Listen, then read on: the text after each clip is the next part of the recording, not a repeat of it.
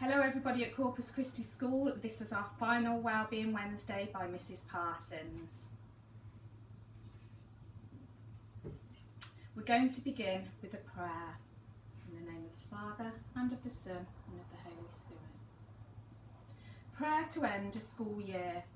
God of wisdom, we thank you for all the gifts you have given us throughout this school year. We praise for you giving us life, for saving us in Christ, and for choosing us to be your people. As we come to the end of this school year, we voice our gratitude for all the good things that you have done in us.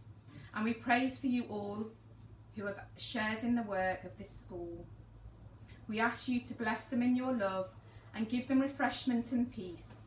We praise you, God, through Jesus Christ, our Lord, who lives and reigns forever and ever. Amen.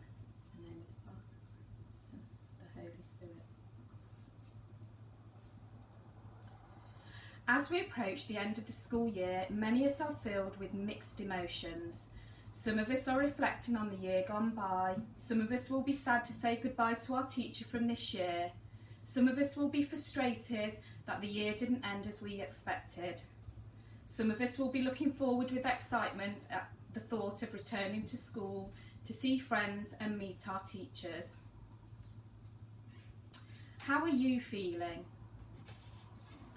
It's okay if you feel a little bit nervous about a new start or a change in September.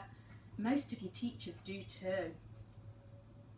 It is important to remember that at the start of the new year, the new school year marks a new start, a fresh chance, an opportunity for you to begin again. You have the chance to show the new teacher just how amazing you are. Today's story is called The Wonderful Things You Will Be and is written by Emily Winfield. It gives you an insight into what your teachers see in all of you, the things they hope you will learn, and the people they hope you'll be. The wonderful things you will be. When I look at you and you look at me, I wonder what wonderful things you will be. When you were too small to tell me hello, I knew you were someone I wanted to know.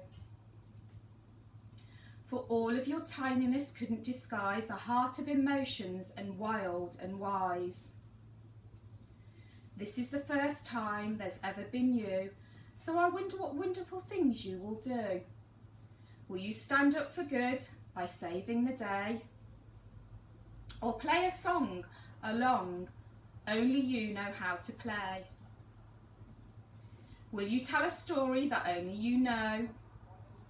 Will you learn what it means to help things to grow? Will you learn how to fly to find the best view? Or take care of things much smaller than you? I know you'll be kind and clever and bold, and the bigger your heart, the more it will hold. When nights are black and when days are grey, you'll be brave and bright so no shadows can stay. Then you will discover all there is to see